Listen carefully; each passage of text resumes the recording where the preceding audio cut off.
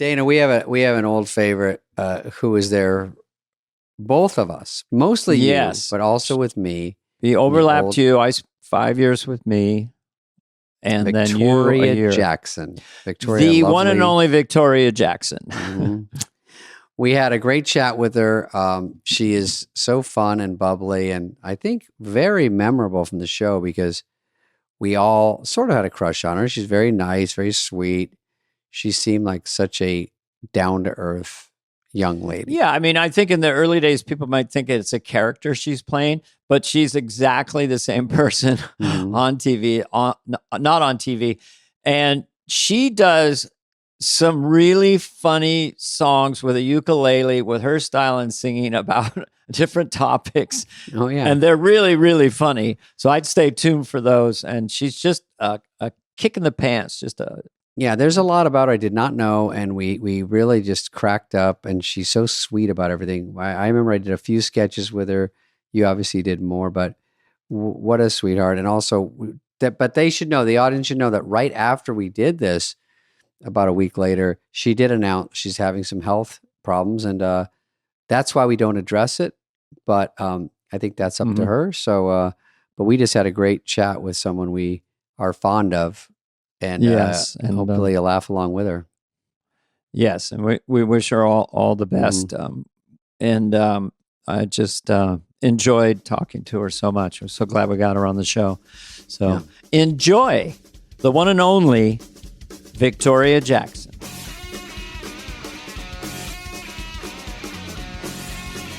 Don't mind my scruff. Don't mind my age. Age? You don't have a line in your face. I don't know what I want to meet your dermatologist. I have a ring light and I have a filter. And you have a filter too. Oh, you look great. I couldn't afford a filter. This is raw. I can't afford a ring light. I just lit my room on fire. This is just raw. It's got a nice glow. I love you guys' show. It makes me feel 28 again when I listen to you guys. Really? Okay. I'll try to make my voice young. Well, isn't that special? We're so happy to have you because Victoria. We were there, you and I, together for 6 freaking years. I know. Remember? Were you the whole run with Dana, Victoria? I was 86 to 92. I stayed one more year. But we were there. Yeah. Embarrassing. And we always got along great. You are the nicest person in the cast to me. When David came, he was with Spade and Farley and Sandler all the time, so I didn't get to see him that much. But right. when he first came, he asked me to be in a picture with him for his mom. I was in that picture, I think. Oh, that magazine cover. It was very sweet. You were so sweet. How much you loved your mom. I love to watch your show. It's so fun. I mean, listen, I never see people on it though. I just hear them. Well, we have a second podcast we called it Superfly. Sadly. That comes out on Fridays on YouTube. Yes, I watch it. I saw Lovitz on it. Hello. You saw Lovitz. I saw Lovitz. I just try to always do Lovitz right back to Lovitz, no matter what he says. Do you remember when we used to hang out? For a period of time. Wait, aren't you supposed to save this for the show? No, this is the show. This is all the show. Did we start? Yeah, we're almost started done. An hour ago. No. What we do is we record your intro and then we just come in and we're talking now. Good. Raw. There's no rules. Yeah, you did everything right. You can say anything, do anything. I don't know if we'll be able to hear it. It's a ukulele, right? It's the Dana and David show. Fly on the wall. Buzz, swat. I made that up for you. Wait, it's the wrong key. Okay, try it again. It's the Dana and David show. Fly on the wall. Buzz, swat. That's actually very similar to the so silly. It's actually great. Buzz, swat. I love it. Buzz, swat. Buzz, swat. But all that kind of stuff. Mm-hmm. Well, isn't that special? Oh, Victoria, when I came on there with Spade and Farley and With Sandler, yourself. that we all kind of had a crush on Victoria, to be honest. Of course. really? Who didn't? I have to say, all the girls were very, very attractive, and they were very talented. And so coming in new, even though they weren't really much older than us, but you're new, and so they're above you because they're cast members. But it was a little intimidating around all of them, I was intimidated about everyone because these were giant talents. And when Dana, I would hang out the most with Dana and Kevin and Lovitz because Kevin's office was next to mine. And they would spend hours making each other laugh and trying new bits.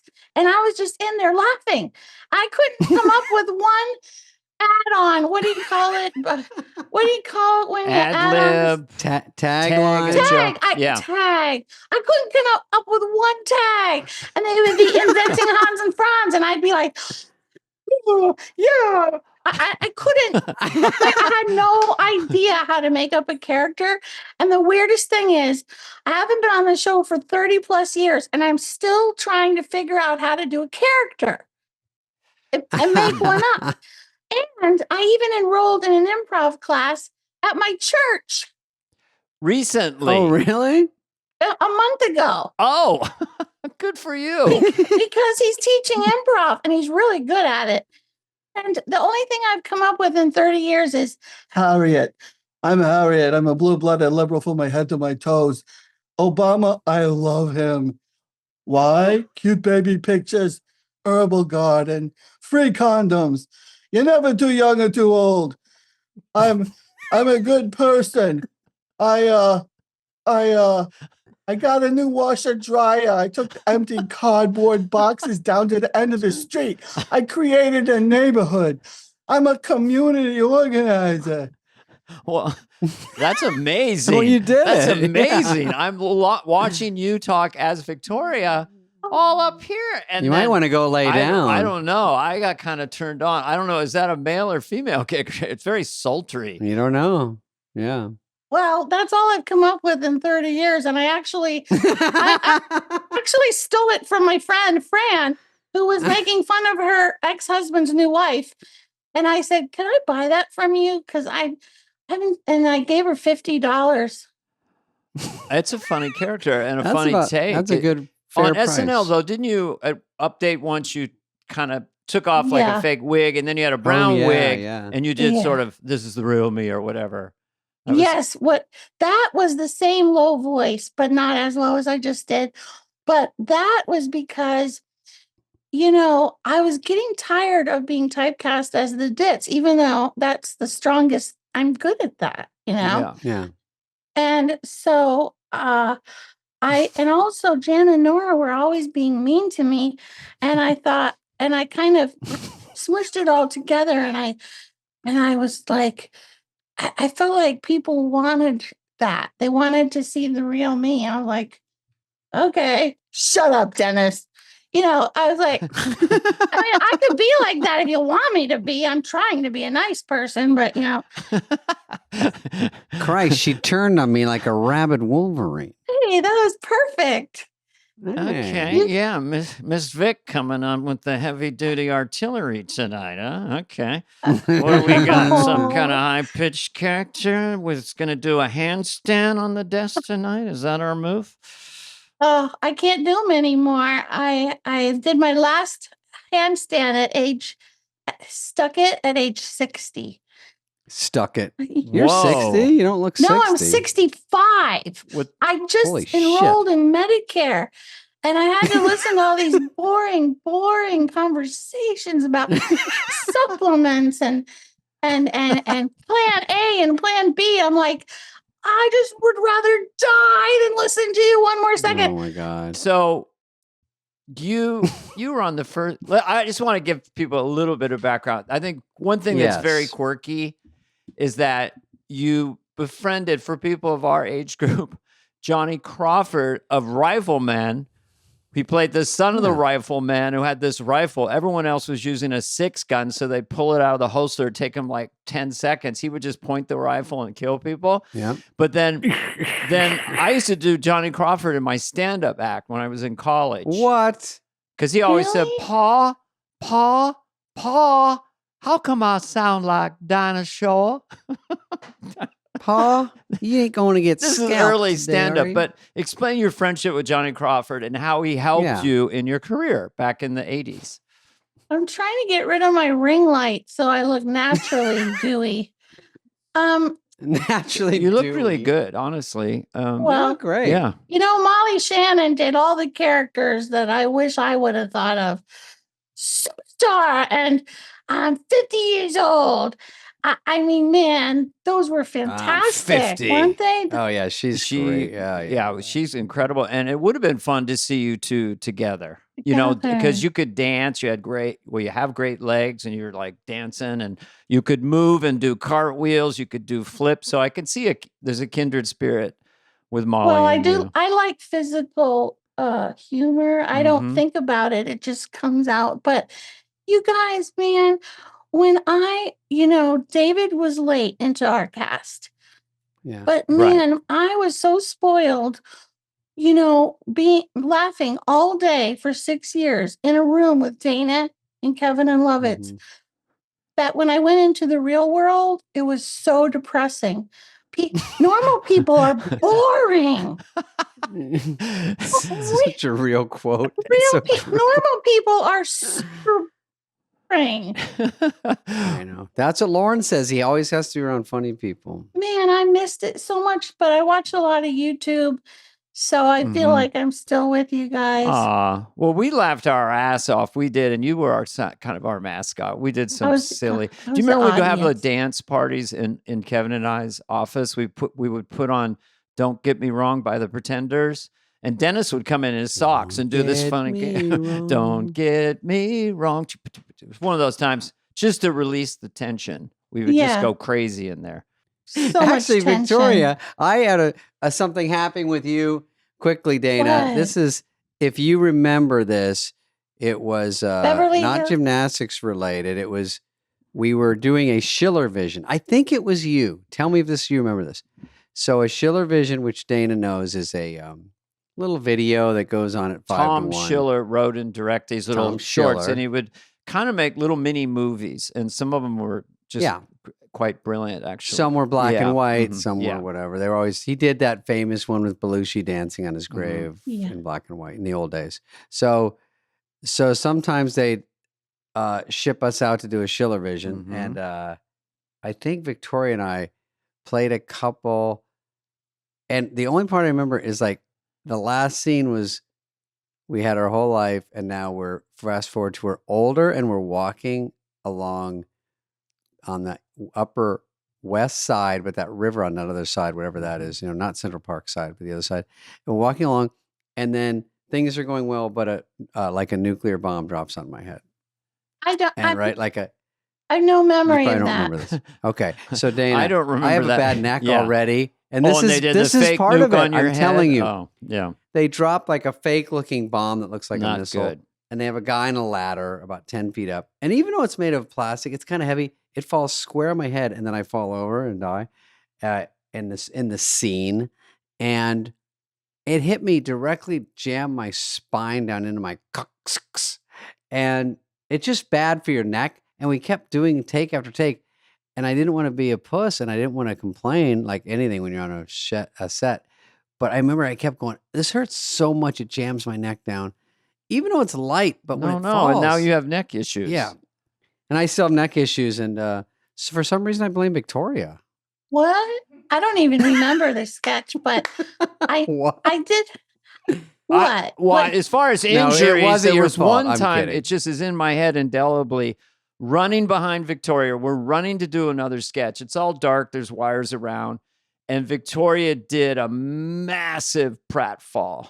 But I think you knew how to fall, or you rolled or something, and you got up, I don't remember that. But I remember Dana backstage. I was doing my first impression, Roseanne. And they never let me do any. And I went to Smigel and I said, why don't I ever get to do any impressions? And he said, because you're nasal. And I said, well, is there any celebrities who are nasal? And he goes, Roseanne. And I go, yeah, can she kind of talk like that and everything? And he goes, yeah. And so he wrote me my first impression. And I had a fat suit on and a wig. And I said, Dana, I'm so nervous. What if I slip into Vicky in the middle of it? What if I slip into myself? And Dana goes, cop an attitude. And I was like, I still don't exactly know what that means, but it was the sweetest thing. It was like we were on a football team together, and our whole lives depended on it. And he was like my cheerleader. He was like, Dana was so kind to everybody. Yeah. But, I think I got mean later. No, I think it's just fake it till you make it. Go out. I got this. Just fake confidence and go out strutting. I'm Roseanne freaking Barr right now. Yeah. Just reverse the fear. Oh, that's and plus the best guy you're asking, and he's right there helping you, and he's so good at it. I remember I put a poster. What? Go ahead. You nailed it, though. I remember you going out there. And I remember you did great. Oh, thank you. And then they let me do it a couple more times. They let me do it with Roseanne. I was with Chris Farley and Tom Arnold and Roseanne. Yes. And then I got to be Zsa Zsa, darling, I vote all over the world. And then I got to do other things. But man, it was so exciting and scary. And we always thought we were getting fired. But I didn't know Dana was afraid because he was the star, before. And then when I found out Dana was nervous too, I was like, I never knew he was worried about getting fired. Well, I was lucky because accidentally I got the church lady. And if I'm not mistaken, I did it on the first show. And were you my first guest? Yes, I was Jenny, the church girl. Yes. And so you came out and you were perfect in that. And you did this whole lament of church lady, I go to pray and I do this. And all of it was beautifully done, totally sincere. Now, I was incredibly nervous. This is our first show.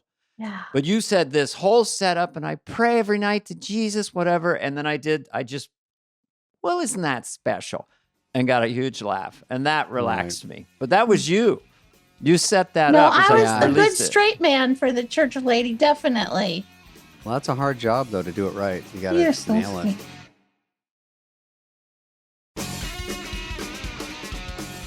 There's so many tales we could tell. Where do we start? I think it's great that Smigel, when you went over Smigel that's really hard. I used to try to talk Smigel into doing stuff, and he's so busy and everybody wants him to write. He's very tough to get on your team. And to have you say, what about Roseanne? You do a little piece of it and he kind of hears it and he goes, yeah, okay. And then you get to do it and he probably helps with it. And then you're in there and that's great. Because I remember one with Farley. Were you guys on the couch? And he's like all nervous as Tom. And you guys on I can't remember what that one was, but of course that's. And in Hans and Franz, they put me in that. I got my cellulite sucked out and I showed everyone my tattoo on my butt as Roseanne. Oh, right. That's right. Yeah. Kevin Nealon, he wrote my first sketch I was ever on, the Subliminal Guy. I was the secretary. Oh, we were so nervous. And hey, we got to talk about Alec Baldwin because he was on Fly on the Wall and he said my breasts looked like garbage cans. Wait. Do you remember? Yeah, what did he mean by that? Yeah, that's what I want to know. I think he meant big boobs, and but not garbage can. I don't know. Who describes them as garbage can? The kind that you push out in the morning, the green ones? Okay, I think he's mad at me because in my book, I wrote that when we were on the set, I had to kiss him a lot when he was playing Marlon Brando. And I was the 50s girl in a tight sweater on the back of it, and we had to kiss. Then we had to kiss in that other scene where Alec kissed everyone, even the dog, remember? Oh, that's Green Hilly. Yeah, I was the French maid. So we were doing a lot of kissing that week. And Dana says that I had a crush on him, but I don't remember it that way. Well, what I remember you saying, because it was so specific, was that the second time he came in, you just sort of, it was a non sequitur. I'm not going to do it. I'm not going to do it this week. And I said, what? And he goes, I'm not going to fall in love with him. But you didn't mean really in love with him. But, he has He was a piercing blue stud, eyes. yeah. And so that by Friday you'd probably rehearsed the kiss. And no, didn't. Sorry. I don't Didn't make remember. it. Fell in love with him What was again. with all the kisses, though? What, did you not like him or something? Is that what happened? Well, I sort of liked it because my fire eater husband at the time wasn't kissing me or hugging me, and I was desperately, desperate for some I remember the fire eater. physical affection. And I did enjoy all the kissing, but What do you want to stuff fire in your mouth were again? you talking about Nissan for a second? yeah, When my headphones popped out? Oh, yeah. So he was a fire eater. yeah, my husband, the fire eater, and there wasn't much call for that. So he worked about once a year and he made about $100 a Things year. had slowed down. Yeah, this is my little joke in my act. I go, he made about $100 a year. I saw his income tax return. Most of it he spent on supplies, disposable Bic lighters, fire retardant hairspray, cigarettes.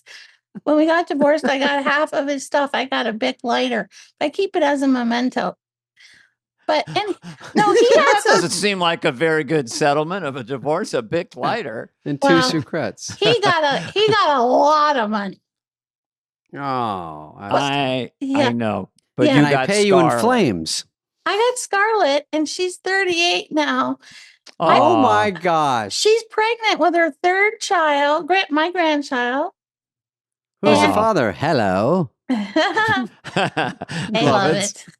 Hello. Speaking of the fire eater, Dana was at Yeah. my house for my birthday in Laurel Canyon one year. Yeah. Yes. Mhm. I And, like that little house. It was cool. Oh, it was so cute. And it was $150,000 in 1984 when I got it. Nice. And now it's over $1 Jeez. million. It's Easily. It's I know. it's like 2 rooms. But anyway, it's on the hill and it's so charming. And you have to walk 50 steps up to the front door and there's deer and everything. And it's so wonderful. Mhm. But so I never associated with famous people because they make me nervous, right? Mhm. And I tried to be friends with an actress once. I won't say the name. And I invited her over and stuff, but Say it. she took her shirt off in front of my husband, Nissan. What? And so I never asked her back after that. I said, "Why are you taking your shirt off?" She said, "Oh, I have it on backwards." And and so I was like, no wonder why I don't hang out with famous people. Exactly. And you said to your husband, is that a can of Wizard in your pocket or what's going on? Exactly. She- So Okay. So I'm then- just going through my head. So I can't believe Leah Thompson would do that. Yeah, I can't believe Dana, Victoria I Principal. didn't say any names. Well, I'm just Was making that up He's because guessing. I'm guessing because you were in casual sex together, which She was does have was a it- great body, I must say. She's great. But anyway, she's very talented. She was in a movie once with a French accent. I forget the name of it. She is great. She nailed Yeah. it. So anyway, what I was saying was, I was having this birthday party, and I was like, Vicky, come on, invite your cast members. They're not Yeah.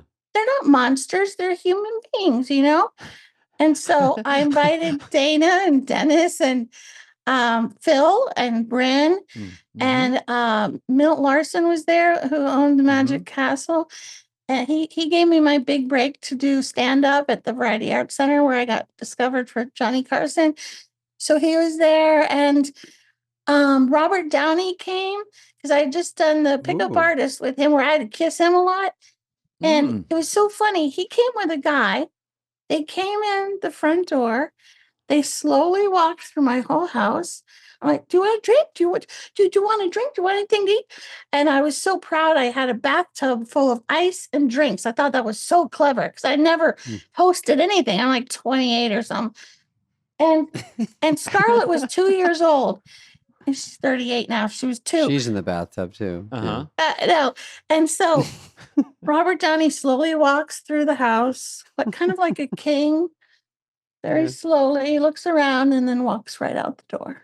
Yeah. Oh no. And I was like, I've always been wondering, maybe there was no drugs. Maybe there was no one. I don't know. Anyway. And I think Weird Al might have been there. Oh yeah, you're friends with Weird Al, right? Yeah. I From still have a UHF. crush on him. Oh, look at that. But I remember with you and Weird Al together a lot. Oh, here coming comes a around song and- about it. I Okay, love Weird here's- Al. I always will. After I die, I love him still. He should have married me in 1980. But what did we know? What did we know? I love Weird Al. I always will. After I die, I love him still. How do you like that? You should have put in the. You should. I put, like your I fell for songs. fire instead. There's a purity to that. You know, Yes. there's a simplicity to that kind of, it has a charm. Your Stana? stuff's all charming. Well, That threw me back to Weekend Update. yeah. Oh, I got to show you my handstand in Paris. My last Okay. handstand was 2 years ago in front of the Eiffel Tower. I got to find it. But anyway, okay, so here's I back love to it. my story. Dana and Yes. Paula are at my birthday party.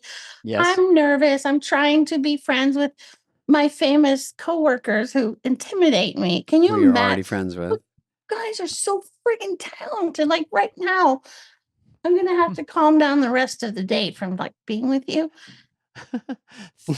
Well, we consider you a peer. Yes, we're all in the Oh. same You were boat. you're on Saturday Night No. Live, and you were I'm not funny. worthy. I'm not And you worthy. took the picture from my mom's magazine, which is very sweet of you. That was It's up in her house still today. I still can't believe that your mother left you in a desert with guns for 8 hours while she drove away. Oh, you Like- No one have been can. listening. I Yeah. listen, man. Yeah. Mhm. I'm You know very- what? It's all good and well. If no one gets shot, it's fine. But Yeah. if Oh, someone gets shot, then it's like a story. Yeah, Oh, you don't want man. that. Or if you disappeared. Mm. You know, there's all that stuff now about Satanists kidnapping kids and everything. I mean, Oh, there's so much going on. Okay, I'll let- tell you this. You know how, Dana, this is off story, but you know how they do these tricks, like if they want to kidnap a woman, or they tell you to watch these things around LA or wherever, where they'll put like something on your car that you have to pick up, or, you know what I mean? Something where you have to do something to stall, and then they pull up in a car and grab you. So Mhm. the other day I parked at a parking meter. Heather, I didn't even tell you this. And I try to keep this stuff from you. I shield you from the real world. So I pull up to a parking meter, but they also put fentanyl on stuff. This isn't everybody, but this happens. So I pull up at a parking meter, and I always go in my head, watch for the stuff they do. Watch for these crazy things. They put like a fake ticket just so you'll pick it up.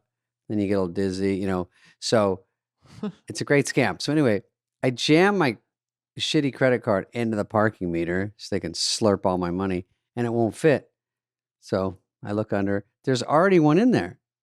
So somebody lost their credit card. So I took it out. I put mine in, and then I saw a parking guy, and I said, "Dude, do you ever have this happen? They leave their credit card in there, and do you want it?" And he goes, "That's your problem." And I go, "All right." So it's going to be Heather's problem in a minute. So I throw out my car, and I'll try to get it back to the person. And then I thought, what if that was one of those tricks and I just fell for it?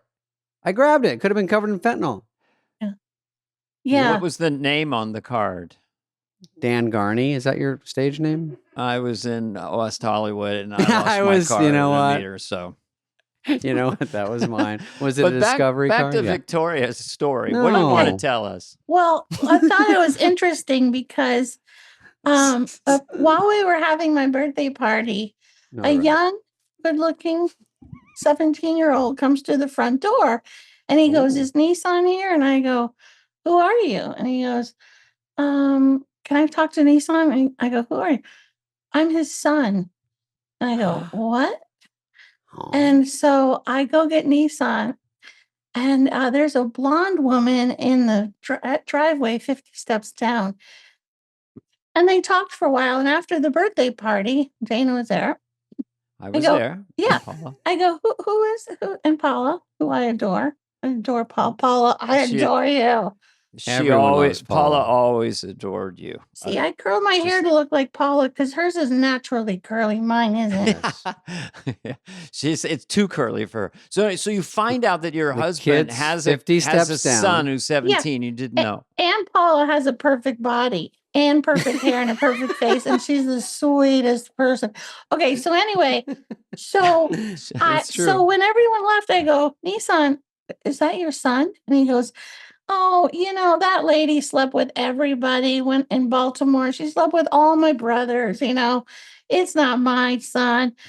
So after we got divorced, the reason why they looked us up was because they thought I was on TV and I was making money. Rich, yeah. And they're like, oh, we'll prove it that it's his son. So after we got divorced, Nissan took a DNA test and it was his son.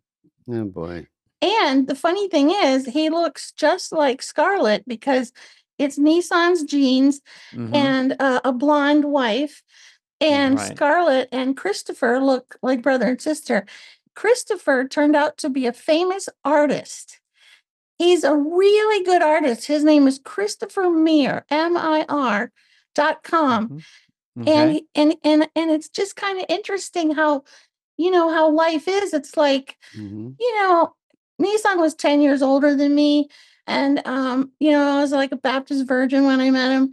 And then like, when you look back at your life, you're like, yeah. And then I remember I found letters in the closet with a baby picture. Nissan had left the baby to go to LA to be a rock star. And there was letters saying, you were right to leave Baltimore, Anyway, I'm learning new things about my husbands every day.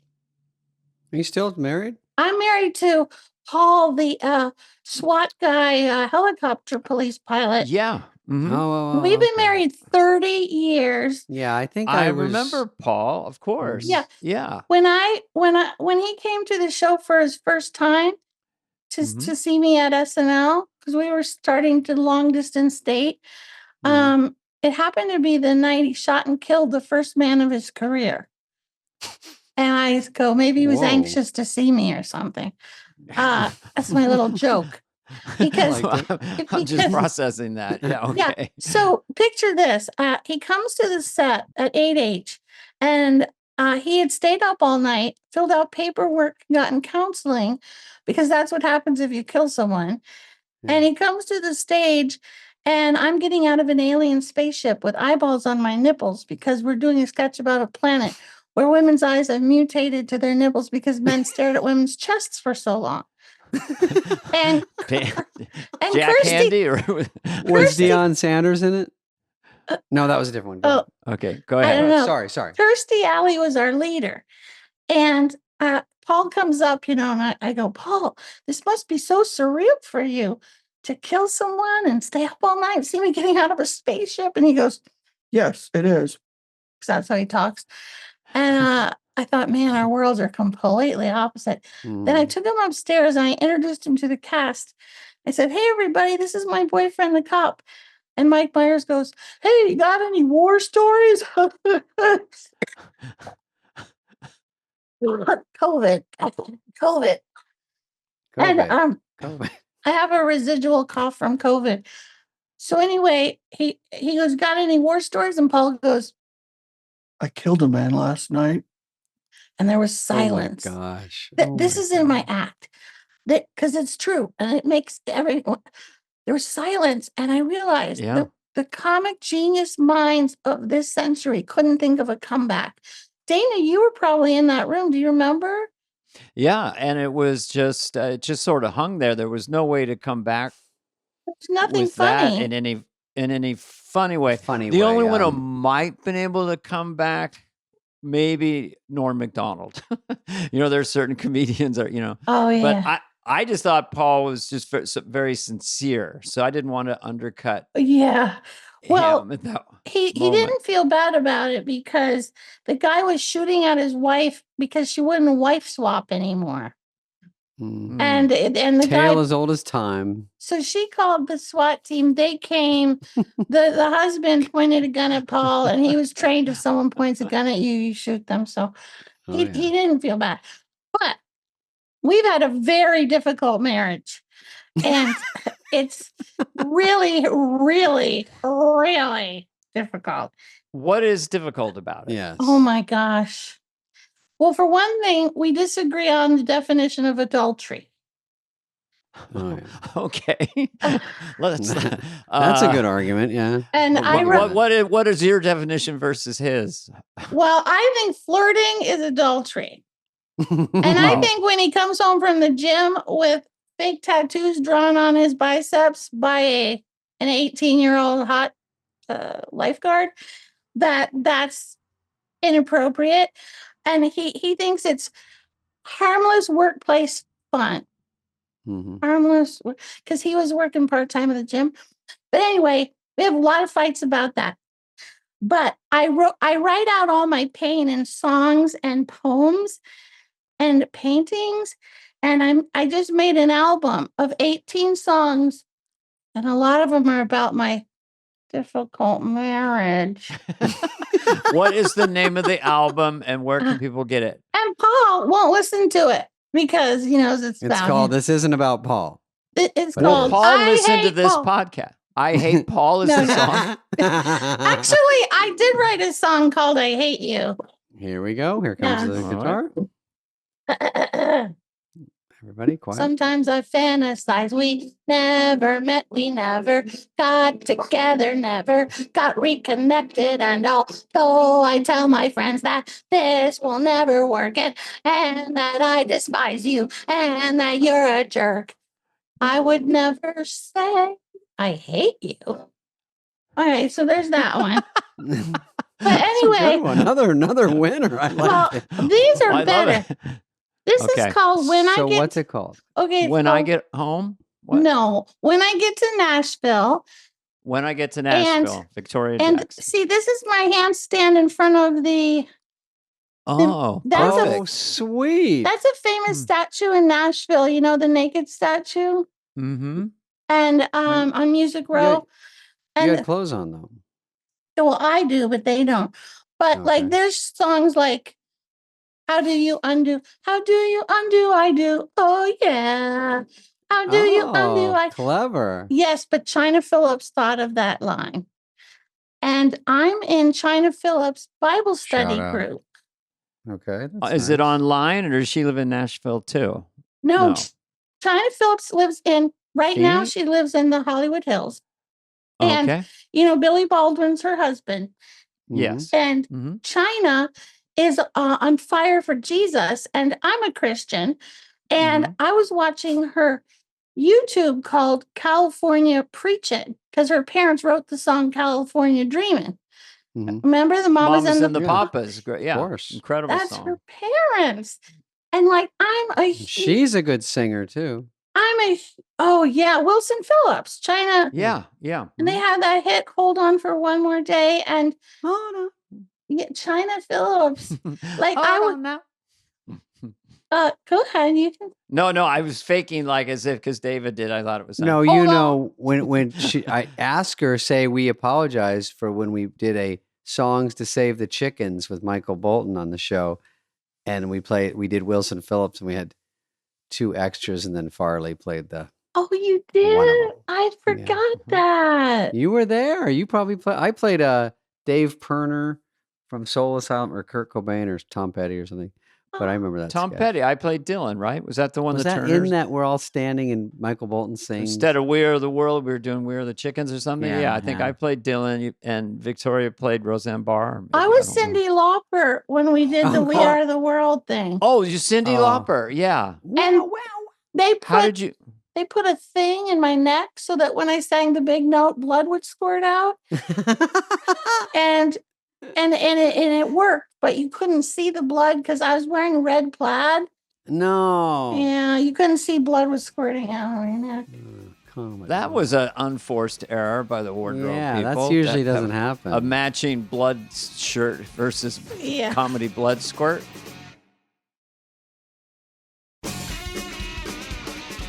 The wardrobe department was so great. That one time I said, I want to be a Christmas tree and do a handstand.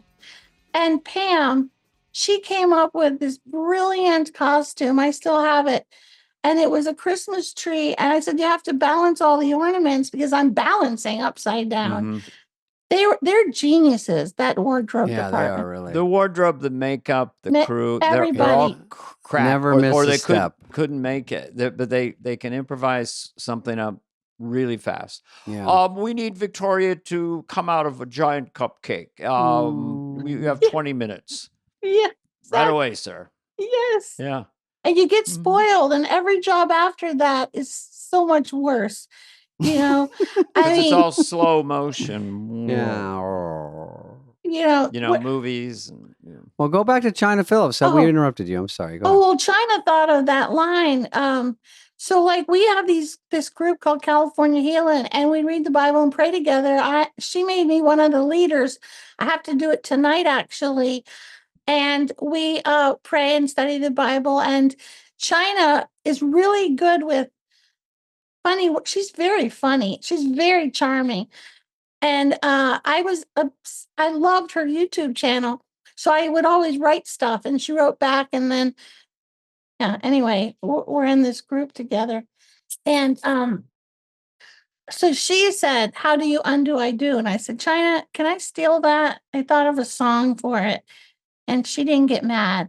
So no $50 for her no, she doesn't need it, I don't think. on the house. But well, it's flattering when someone tells you something and they have a comedian say, I have people go, oh my God, you can use anything I say. That would be nice. It'd be fun for me. So I think she's flattered.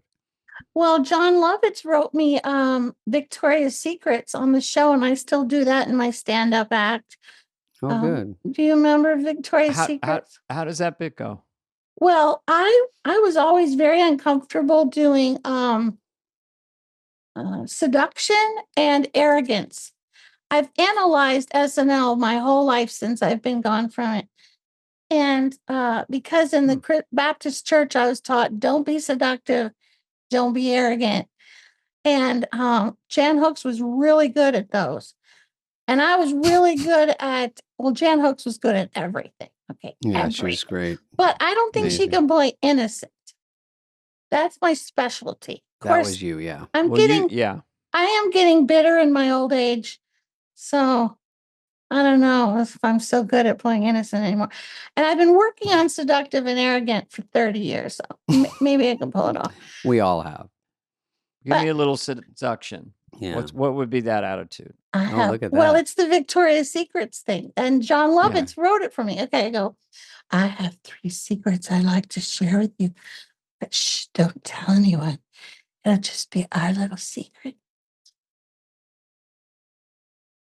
My first secret is a lot of men ask me, are you as dumb as you appear on the show? And I say, I don't know. I never watched the show. My second secret. Can you hear me? I'm talking quiet. Yes, we're giving you we some can room. hear you. We're just making sure. Okay. Sure we can hear. My second secret is a lot of men ask me, how do you like it? And I say, like what? And they say, your sex. And I say, you mean my sex like being a woman or like having it? And they say, the second one. And I say, I forgot which one was the second one. And they say, Victoria, stop doing that stupid character. And I say, I'm not doing a character. And they get mad and walk away. My third secret. Anyway, there's more. No, was there? How many other? 100? The next one is good. Now let's long. see arrogance. Yeah. What do you got? Oh, arrogance. Ooh, arrogance. Ooh, that's hard. your hair looks good. It's I got curly. a cop and attitude.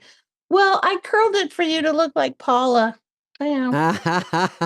Paula's going to be so happy. Paula listens to all these, and she'll be so listens. happy to know you were giving her all these compliments. Yes, I love her so much. she's adorable. She is. I'd Victoria, like to. what is that album called? Because we want to give you a plug Oh, on that. it's nobody buys CDs anymore, so I just did it Right. for me. Oh. It's on streaming on Amazon. It's called When I Get to Nashville.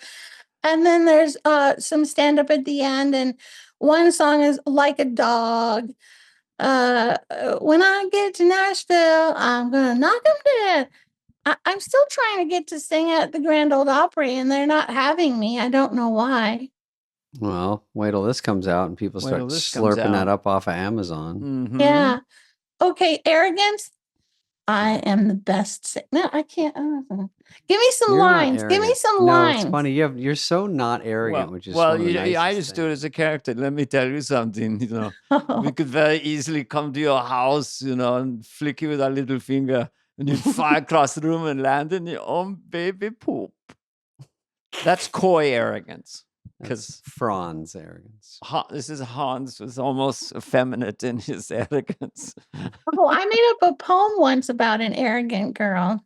Okay. It goes, my name's Lucy, and I'm rough and I'm tough. No one calls me sissy names or any of that stuff. No one walks to school with me because I am too cool. Everybody wants to, though, and they really wish they could. Wait, because I am too good. Everybody wants to, though, and they really wish they could. But they knew I would show them up because so I'm done. Next to all my looks and charm, they feel like a fool. No one invites me to parties because they know if they did, I'd win all the prizes because I'm the most talented kid. Being smart in every subject. Here's my philosophy. The whole world would be a much better place if this one thing could be that everyone was exactly like me. I've had enough of stupid people. They just get in the way. I'm content to be alone, and that's the way I'll stay. I've had enough of stupid humanity. I'll leave them on a shelf. The only thing I can't figure out how to do is enjoy kissing myself. Ooh, I like it. that last line was very interesting. Yeah, heavy. Can't kiss yourself. Nope. Unless you have a mirror. Yeah. I guess you could. Close as you can get. But so how much stand-up do you do? Yeah. Well, I was doing it every week. Kevin Nealon got me into stand-up because when I got on Johnny Carson, I only had like 12 minutes. I had 6 good minutes, and then I had 4 minutes of B material. And I got on Johnny Carson in 83. And then he said that he wants you back. He gave me the okay thing. Yeah. He goes, but I go, I only have my B material. And Jim McCauley goes, okay, do that. And then he wants you at the panel. So I did that. And then the third time he goes, Johnny wants you back, but it has to be something really big. And I go, I had nothing. I had nothing else. Because I never toured and then got SNL. I got SNL and then I toured to milk it so I can make money so I can send my kids to a Christian school. But anyway, so the third time I go, something really big. So I'm like, so I thought, I'll do my balance beam routine from when I was a gymnast. And I'll sing a song. No one's ever done gymnastics while singing. I did a handstand poetry. That was my first Carson, doing a poem upside down. But no one had ever mixed gymnastics on a balance beam with singing. So I made up this song called Angry Woman. And it was based on the fact that my coach in college never told me I made small college nationals because she didn't like me. And I found out years after, why weren't you at the small college nationals? I didn't know I made it. So I wrote this song. I am an angry woman. Yeah. I got a streak in my hair. Yeah. I like to air my dirty laundry. If you don't like me, honey, I don't care. I drink, I cuss, I smoke, I swear, I spit. It ain't my problem if you don't like it. I hate you, youngo, pinko, jerko. I need a little love. And then I would do my balance beam routine. Now that is on YouTube right now. Oh boy. Because Jim McCauley knew that someday I would want this on video. It was the hardest thing I ever did. 4-inch balance beam, live TV, Johnny Carson, not fall. because it's funnier if I don't fall off the beam. If I act ditzy and I don't fall, it's way funnier. So I You did didn't it. fall. I didn't fall. I almost fell, but I didn't fall. Did these hard tricks. I went to the gym for 3 months to learn some of the tricks back. I was 24, so I was way older than a peaking gymnast at 15 or whatever. And you guys, I'm talking too much. No, wait. What is this story's great? So Johnny likes it? How does it go? Johnny loved you. You were on there 20 times, right? Yes, he Something loved like that? it. What? But what was the point of my story? The story is your third one, you're supposed to do something big. You came with Kevin was going to help you. Kevin. With stand up. This is how it started. Okay. So then I got SNL, which was, you know what it was, because you were there. Now, and so now, after SNL, and I lost all my money in the divorce, and I married a cop, got no money. So then I was trapped in the suburbs of Miami. I had no friends, no one spoke English, and nobody was making me laugh all day. But anyway, I loved raising my kids. But Kevin Nealon calls me one day. I'd just broken my wrist, I think, accidentally. And he Not goes, on purpose. it looked like it was on purpose because it was cut right on my wrist from dishwasher. Oh, I see. I took a wine glass out of the dishwasher and it sliced my wrist. And I was in the hospital in Miami going, I wasn't trying to commit suicide. I do hate being a housewife. I do hate Miami. Maybe it was subconscious. I don't know. But so anyway, Kevin Nealon calls me. He goes, hey, it was like 97. And he goes, would you open for me in Vegas? And I go, Kevin, I don't have a stand-up act. I have like 10 minutes. That was from a long time ago, which involves a handstand. I can't do one right now. And he goes, no, all you need is like 20 minutes. What did you do on Carson? I go, I can't remember. So I looked up my Carson tapes. And I'm like, I told a poem, and then I did a handstand, then I played the ukulele. And so anyway, I opened for Kevin for a bunch of times. So fun. The little joke was, I videoed him in Lovitz once in this limo.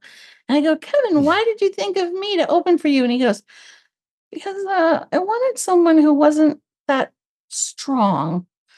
You don't want your opener to, be too strong. And I go, it's because I wasn't that good.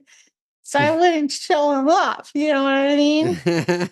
Well, it's also that you're just totally opposite. Yeah, you're different than him. Yeah. Which is good. So I started doing it with him. And then I got to go to Vegas and I did I did a Y2K with Dana and Dennis and in Minnesota. Yes, we did. You, me, Dennis, and Kevin. How fun. And everyone thought it was the end of the world. So not many people came. And then I did a bunch of shows with Piscopo. I opened for him. Oh.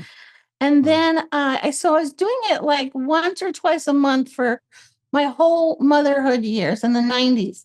And then when the Tea Party started, and I was in this club, and I wrote this little song called "White Men Are Good." White men are good. My daddy was a white man. My brother is a white man. White men invented everything. White men invented the universities. White men invented the English language. White men invented airplanes. White men invented cars. White men and then that's a good resume. Yeah, so I sang that song. The audience was like, because it was the beginning of, not supposed to say that. Yeah, what do you call that when you're not allowed to say things? Censorship. What was before woke? It was way before woke. It was like politically correct. Yeah, it was 2010, and I thought comics were supposed to be brave and daring and break the rules. But oh no, don't say white men are good. White men were getting all bad rap all the time. I'm like, people. Anyway, they told my agent at APA, and she goes, I can't send you out anymore. Oh my God. And she said all the club owners are liberals, and you're becoming an outspoken conservative, and you I can't send you anywhere. So then I'm like, okay, I wanted to quit anyway. I don't like traveling. But I just was so surprised that in America, with freedom of speech, we can't have freedom of speech anymore. And now you know what's been happening. And now I'm so proud that Dana is making fun of Biden, which is the unforgivable sin. And I'm glad that Rob Schneider is saying, I can say whatever I want, people. Freedom of speech. Mm-hmm. I'm very proud that people are fighting back. And even Seinfeld is saying, hey, come on, freedom of speech. Yeah, it is tough on comedy in general to do, to be, tamped down a little bit. And you just want to say what or the thing that people want to say, or the thing that people aren't saying, or just try to break the rules. Like, it used to be very you have to be outrageous, and it's definitely toned it down a little bit, I have to say. Dana, your Biden things are super funny. Isn't he funny? Thank you. I made that was kind of a personal challenge, just because in the beginning there wasn't much there. My father lost his job, that kind of thing. And then as he went along, I added in, I did the and added in a lot of hooks. And I got it to the point where I thought it was really funny, and so I didn't really care if anyone had a problem with it. I just thought, we got to be able to do the president of the United States. Yeah. Hello? If we can't do the president, if it's a Republican or Democrat, it's our job to kind of tug on the king's. Corn Pop was a bad dude. That's true, man. Come on. This is my one that kind of broke it. It was, there's no crisis at the border. How do you know, sir? Because it says so on the piece of paper. Yes. And then he came out for the border a little while ago, and I just thought it was funny. I'll shut a border faster than anyone's ever shut a border. But you said before, get your facts straight, Jack. Beat the hell out of you. I could have shut a border patrol, the border can't believe it's not butter. So then it was so silly that he always ends with this declarative slogan. So people accept it. But now everyone's doing him, obviously. Well, the dam is broken open. You are a trendsetter.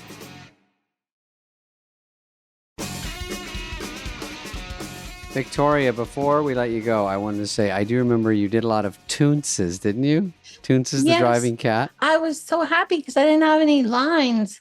And it was a hit sketch, and I didn't have to do anything. Me and Dana were in a lot of Toonces. We were in a lot of Toonces, and there was one time, they got the cards, we're in the fake car, and this happens to all of us, but it was your line. And the guy was pointing, and you were just kind of enjoying the scene, and I started kicking you. Kind of like that. And then you go, and I know, and then you went, oh, and then you hit your line. It's just funny. We all do that. The lines are usually like, Toonces, you shouldn't be driving over here on the wrong side of the road. Yeah, and that was a great use of the character that you would play on the show often, the sincere, sweet character. Toonces don't do that, so... Well, and Jack Handy is the greatest. They had me and Dana be brother and sister a lot, or husband, wife, or they had us in our underwear. Remember when we had to wear our underwear and don't go down to the basement? Yeah. We had a lot of, You were romantic. Was that the name of the sketch? Yeah.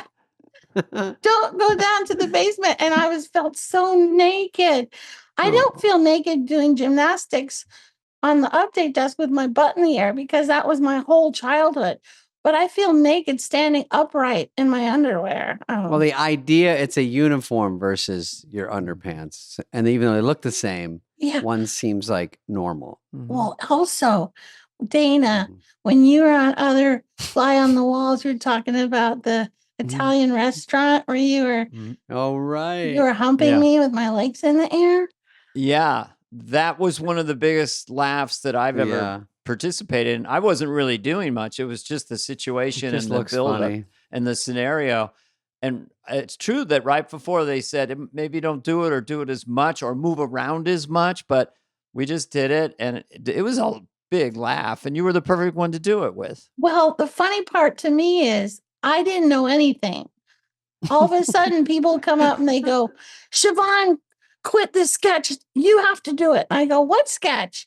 Nobody told me anything. I didn't have time to say. You get plowed. Yeah, I didn't have time to say, I'm a Christian. I don't think that would be appropriate. I didn't have any time. It was like, go out there. I go, what am I doing? What am I doing? They go, get on the table, stick your legs in the air. I'm like, okay. And then Dana's like, and I'm like, I don't even think I knew that was a sex position. I might be exaggerating, but I don't know that I knew that. But anyway, it did seem really wrong. And it seemed X-rated. But anyway, then it was aired, but Dana's my friend. It was like, and I thought that's pretty funny. And well, because it was you and So me, funny. it was just innocent and silly in the big picture, and also that I'm still yelling about some order or something. I've got your legs over my shoulders. And, hey, what do you want? Come on, let's go. Cappuccino over here. Just down there. It was pretty vaudevillian in a little body, but funny with the sound off, like that visual within that Italian sketch based on these extraordinarily horny Italian waiters. One of the biggest laughs I've ever been a part of. Cantori. Okay, to answer your question about how much I do stand up, and then I'll quit talking and you guys can go back to your life. I did Vegas about 2 weeks ago. So I'm not blacklisted. I think the country's getting their common sense back into their brains, and I'm not blacklisted. And it was a small place. Yeah. The only problem was I was coughing, my residual COVID cough. That was kind of unnerving for the audience, but that you gave them all COVID.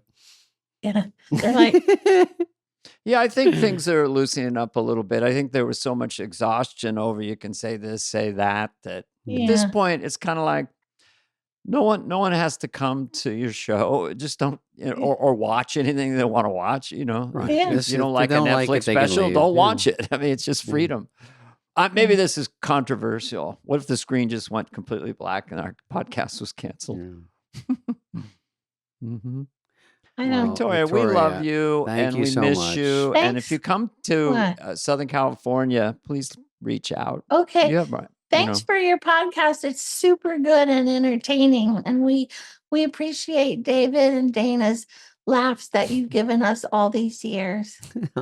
Jeez, thank you. Victoria, you're still so sweet. You're also very funny. I mean, just the way you're telling these stories, it's hysterical. So you still have all the stuff. There's a funny thing that there's a funny bone there that no for one else sure. does. It's just a very honest, quirky, unexpected language you're using, unexpected moments of honesty. I'm going to make you self-conscious about your gift, so then you won't be able to do it anymore. Okay. I'm kidding. You can't. It's like gum on your shoe. You're just funny. You're just funny. Just funny. So, all the best. We all miss you, and we want to see more of you. You have a closing song? Oh, same song, closer. David show. I forgot how it went. Something about buzz, swat. Yeah. Buzz, swat. All right, we did it. Bye, sweetie. This has been a presentation of Odyssey. Please follow, subscribe, leave a like, a review, all this stuff. Smash that button, whatever it is, wherever you get your podcasts. Fly on the Wall is executive produced by Dana Carvey and David Spade, Jenna Weiss-Berman of Odyssey, and Heather Santoro. The show's lead producer is Greg Holtzman.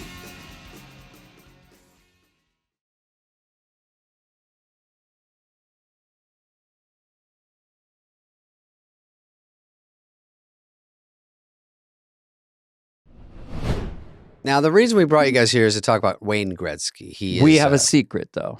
What is it? Oh, yeah. We have a secret, tell 'em what happened. but we got to tell you what happened. Because a lot of people, we get letters. A lot of people are saying, Dana and David, there was, I don't know which podcast it was, but you guys talked over each other. And they've said, Dana? You know what? Okay. I was trying to illustrate it. I mean, I think they get it. They've heard we every talk podcast. over each other a lot. There was a technical issue with our buddy Wayne Gretzky so that we could not talk over or laugh or make a sound when he was talking. Fucking torture. It was fucking amazing. I loved it. So this is the test to you. What do you like better? Do you like when we shut the fuck up and act professional and respect the guest? Or when we're just or when we're la la la, and then we're giggling and we're laughing. If you want us quiet, this is your podcast. But just so you will listen to the podcast, Wayne Gretzky happened to be a great guest with this technical issue. He had great stories, and I'd kind of signal to him. But for me personally, I had to wait and looking at his face on the Zoom and going, I think he's stopped talking. Yeah. We should start talking now. It was very hard. We had a long pause, and I go, because we would laugh during, like, right at the beginning, I knew we were in trouble because he goes, when I started hockey, and I go, I played hockey! And he's like, and, you know, because I jump over him, because and we would cut him out. David, let's do it. This is us. I'm seeing him on the Zoom. He's seeing me. So we couldn't, he was saying stuff that was making us laugh, but literally, if we laughed at all, his sound would drop. So most of the time, I'm seeing David do this. Yeah, because we can't even, like, make one noise. Yeah. Because his sound cuts out. He's the greatest hockey player of all time. He's supernaturally humble about his stats. He's always saying, no, there's plenty of great hockey players out there. That's the best I could do. That's good, yeah. But he hosted SNL when I was there, and it turned out to be a really charming, great episode. So we talk about that. And that was a big moment in his life. These professional athletes who host SNL, it's kind of a badge of honor if your episode was good. And so he travels with that. And so that was a fun part. We tried to get him to say he's good. He never No, he wouldn't. Give himself but what a about the compliment. stats? Like, no one has ever scored more than 100 points this season. He scored over 206 times. What about that? Well, I don't know. They're just stats. They don't mean much. You know, Sounds like one of the Muppets in the balcony. Wayne? I don't know. Well, it's the best I can do in a pinch, eh? Yeah, he was great. But so here he love is. Wayne And Gretzky. It's very different because there's pauses, so fucking deal with it. And we don't even giggle when they're funny. You can't hear us, but we're just off mic. And he says funny things, and we're not allowed to do anything. Okay, that's all. You'll figure it out. Wayne Gretzky. Write us your comments. Where? I don't know.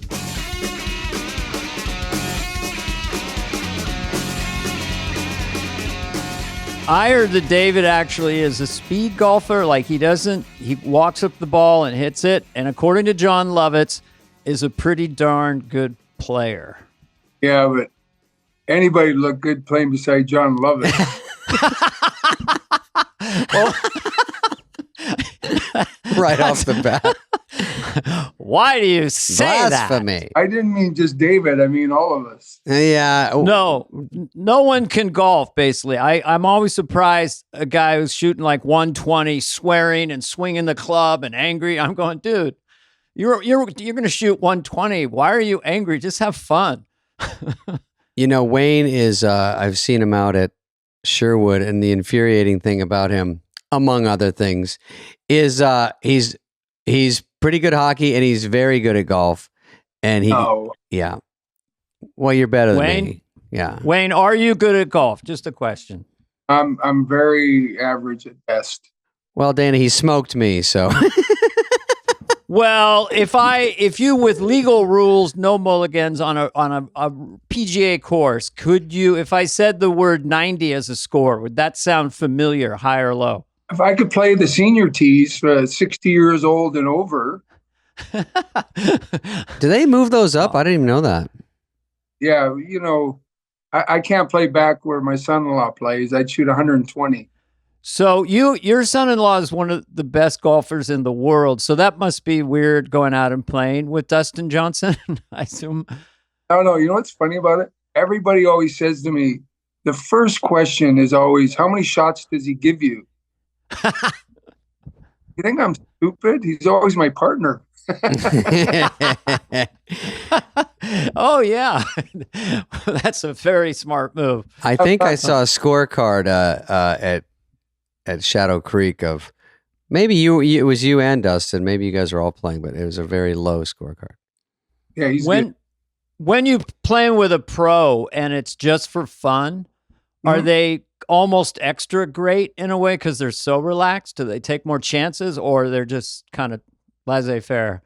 They're all different, but I will tell you this. I play a lot, obviously, more with Dustin than any of them. He's so cordial to everybody on the course. He loves to help people. If you guys played with him, you would walk off the course and say, what a wonderful guy, how nice he was. And I don't care who you are. You get nervous playing with him. I still get a little bit nervous, even though we play a lot together. You don't want to embarrass yourself, right?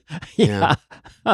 No, I've heard that from other people too. What a gentleman he is, and that must be great to have a son-in-law that is so cool. I have Dwayne. I got to play with Tiger to get a lesson for one of his shows or something, and I saw the show. Oh, you did? Okay, so it was a knee clacker. It didn't talk about nerves, and even though he couldn't be cooler, and obviously bored to tears with me, but he was super cool, super cordial, helpful. Gave me, in so much pain. He was in so much pain then, Wayne. This was, the day before the accident. So it was his last, not round, but I did 5 holes with him, but I told everyone it was 18, but we did 5. And then, he'd tell me how to get out of the bunker. He'd get down and give me reads. And I remember asking him then, do you think you'll ever play again? I don't even know why I asked him that, because he was so sore from a back operation. And then he crashed the next day. And I thought, oh, I don't think he'll play again. And then he was better than me within minutes. Again. Well, few athletes come around the world as good as he is and was. I can tell you this, the respect that he has, not only from people like you and myself that see him play and watch him, but I can remember 4 and 5 years ago asking Dustin, what do you guys think? Do you think he can win another major? And there wasn't one guy that said, no, he won't win another one. They all to a man said, you know what? He's so unique and so good, he's going to win another major. Little did I know that would be the Masters that Dustin came second in. I said, Dustin, of all the majors he's got to win, he's got to beat you by 1. Oh, man. One of the most chilling moments in sports was him winning that. I'm sorry about your son-in-law, but I was just such an incredible comeback. And, you're in that pantheon. I mean, people talk about Tiger Woods, and, it's a really small group up on Mount Rushmore in athletics. And you're up there with Tiger, and that's why we're happy to have you on the show. Well, I'm thrilled to be on the show because obviously, both of you guys, but I'm big fans of both of you guys. And more importantly, you're both good people. And it's my pleasure to be here today. Oh, well, that's nice. Dwayne, do you remember the day you went from the pretty good one to the great one? Walk us through that day. He was 2. You're not going to want to hear this because I was 10 and it was so silly. I was 10 years old. I scored 400 goals from that team. And so when I was 5 and I got 1 goal, and I remember I cried on the way home at the end of the year. And my dad said, don't worry, you're going to be okay. And I was like, I only got 1 goal, but I got 400 goals. And this guy, a writer, he wrote, every good athlete has a nickname. And he nicknamed me at the age of 10, the great one. And I was so mad. None of my teammates ever called me that. None of my friends ever called me that. But it kind of stuck with me for life. And I've had it since I was 10. Wow. What was your nickname, David, when you were 10? Mine was Knucklehead. Mine was Shrimp Cocktail. And didn't love it. Actually, I had read that your dad had helped you with all that. And I remember when I was 4, my dad gave me a Nerf football, and then he drove off, and that was it.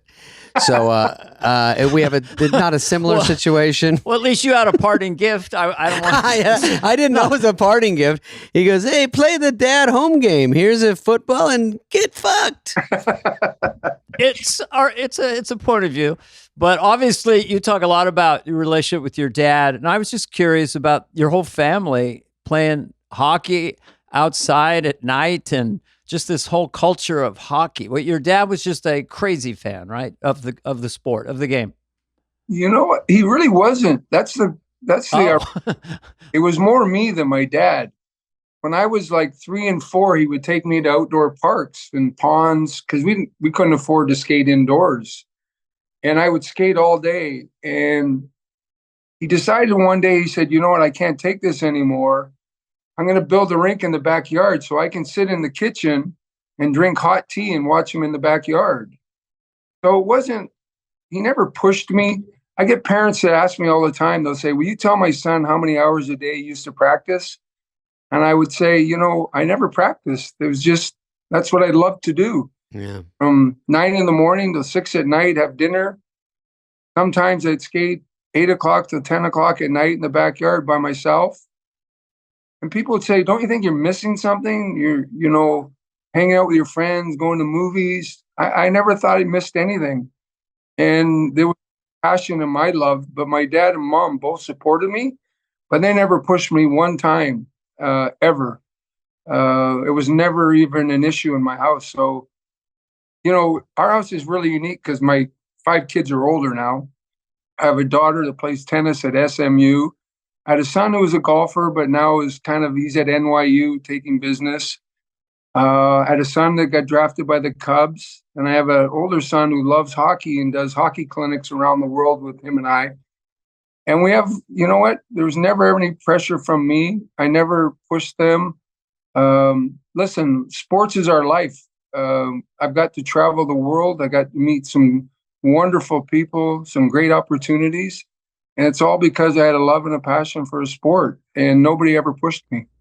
Well, for all you pushy parents out there, know that, But I will tell you, it's the greatest thing in the world, whether you're 6 years old or a professional athlete, to look in the stands and see your mom and dad and your spouse there. The support is so important. Every athlete will tell you the exact same thing.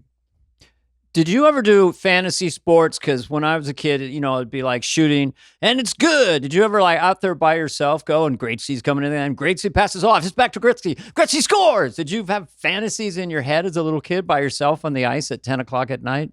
Every day. But I didn't. It was Gordie Howe. I always idolized Gordie Howe. At 5 years old, I got a Gordie Howe hockey jersey for Christmas. My parents could have rewrapped it every year and I would have been happy. We didn't have a lot of money. It's been fine by me. So Gordie was my guy. Everything was Gordie Howe scores, game 7, overtime, hat trick for Gordie Howe. Yeah, we all did it. Every one of us. And if you're saying you didn't do it, you're lying, because we all did it. What did you think when you first met Gordie Howe? That must have been intense. Oh my gosh, I'll tell you my Gordie Howe story. So I met him when I was 10. And, when you meet your idols sometimes in sports that, you go, well, it was okay. Or your parents say, how was it meeting Gordie? And I remember I told my dad, I said, he's bigger and better and nicer than I even had in my mind. And then at 16 years old, I played with his youngest son, Murray, who went on to become a doctor. He's a doctor in Detroit. We played together and we'd get on the team bus, and Murray was a real diligent student, and he would have all these books. And every time I get on the bus, I'd sit with Murray, and Murray would say, Wayne, where are your books? And I go, well, okay, next game, books. So this one game I came walking on the bus and I had 6 books, and I went to sit down beside Murray, and he goes, I'm glad to see you're taking this seriously. He says, what do you got? Geometry, math, English? And I said, well, I got Gordie Howe, how to be a great hockey player, Gordie Howe hockey tips, Gordie Howe lessons. I said, you want to be a doctor? I want to be Gordie Howe. Did he ever write a book, How to Be Gordie Howe? Well, I know one thing. When I was a kid, you'll laugh at this, because I was like 6 years old and I sat down in the barber's seat. My mom took me to get a haircut, and they said, Mrs. Gretzky, what do you want to do to his hair? And I turned to the barber and I said, can I get a Gordie Howe haircut? That's how much I like Gordie Howe. Wow. Well, David, you had similar thoughts about me, right? Because I'm a little older. When I saw Dana, actually, I ran into my dad when I was 20, and he goes, I guess you didn't make the NFL. I go, what? He goes, I gave you that football. What a gold bricker. He said it was 2 colors. You were spoiled. No, I was a skateboarder, Wayne, and I think it's nice.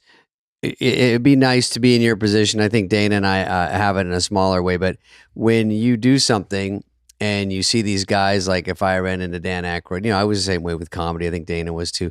So you run into a guy that Steve Martin, someone you grew up listening to albums, or the exact same scenario, and if they turn out to be cool, It's very nice. And then if anyone says hi to me just because they saw something, and if it's even close to that scenario, and they're probably going to only see me once, they run into me at the Cheesecake Factory or something. If you can be nice for 1 second, that's going to probably be it for them. They're not going to run into you again. What are the chances?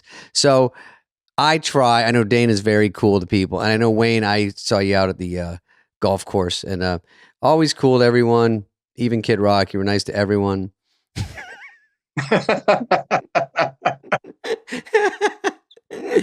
By the way, Kid Rock is a great singer, Dana. And if you don't believe me, ask him. And has Robert been in the news lately? As what? Has Robert been in the news lately? Oh, yeah. That's why I always crop him out of my photos on Instagram. I can't take the comments.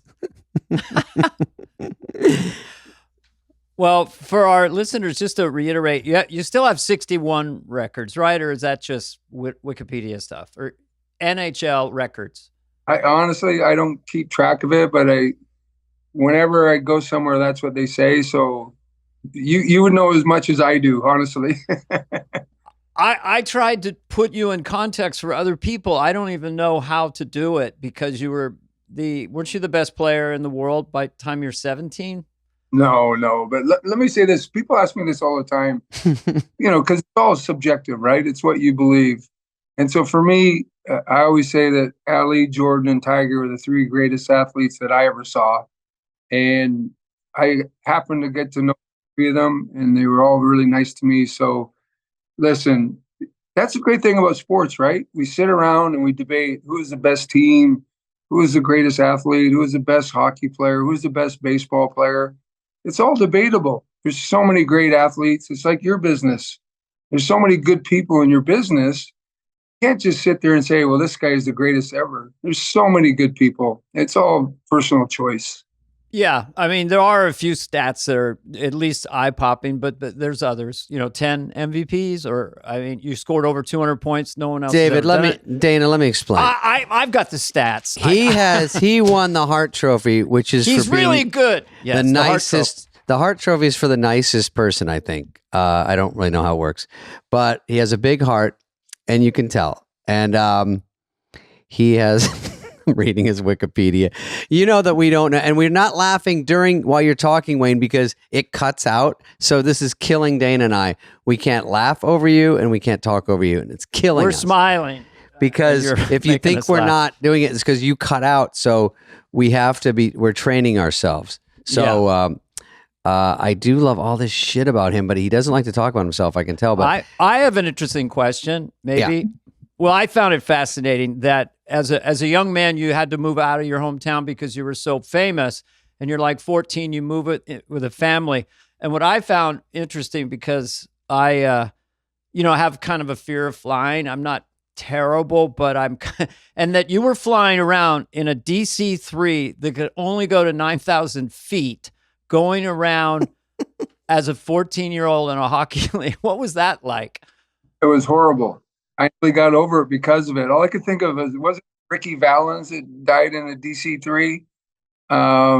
We were always right in the middle of the worst weather you can ever imagine.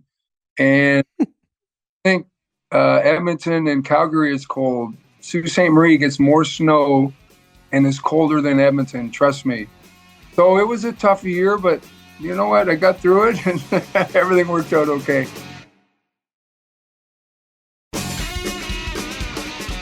And then you tried to help me, dovetailing to your great SNL appearance, because we talked about it, and you'd said, I'll tell you at the end of the week, during the week of SNL, how to get over your fear of flying.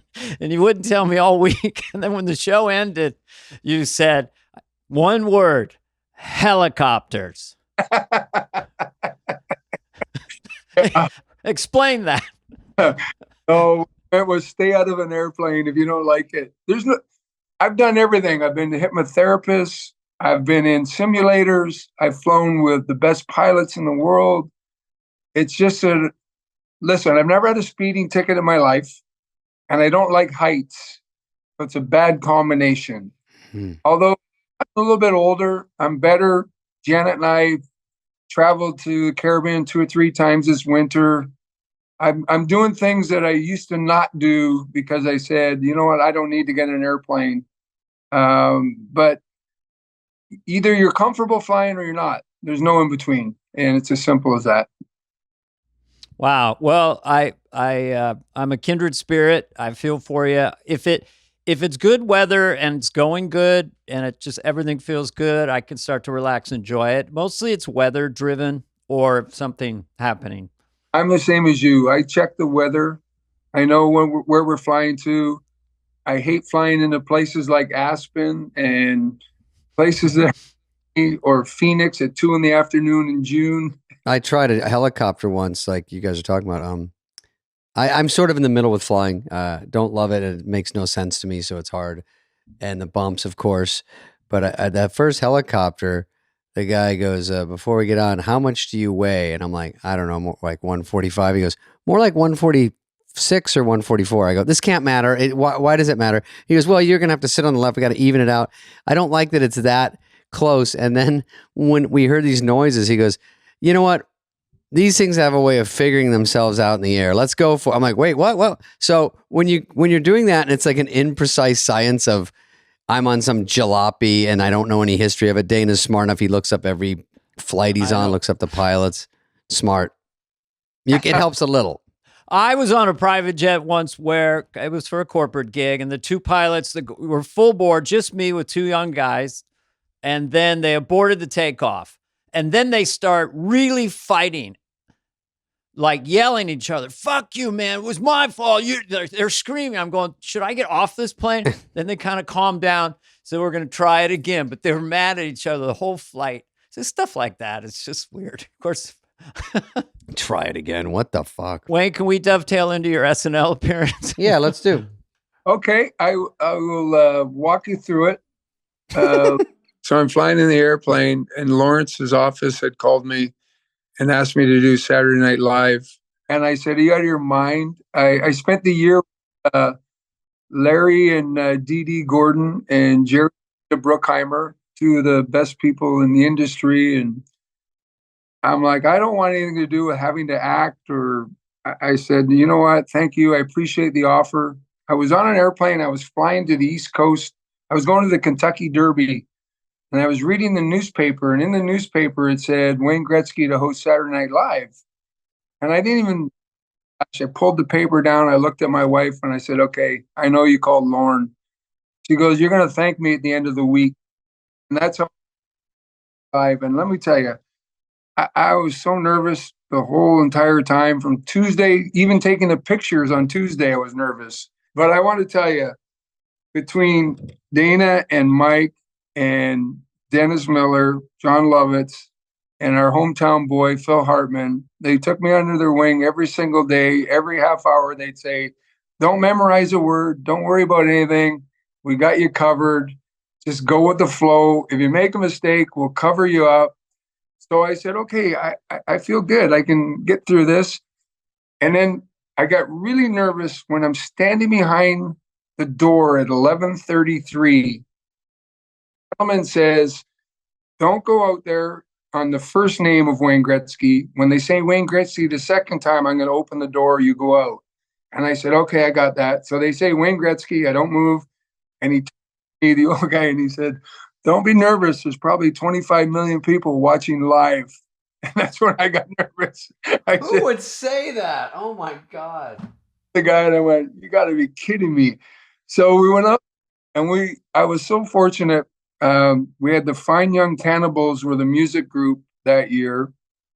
It was kind of a interesting time because I really was excited to do it. I was thrilled. There was so much Canadian content on the show that they helped carry me through it. But I ended up having a riot. I had a ball. I'm glad my wife said, you're doing the show.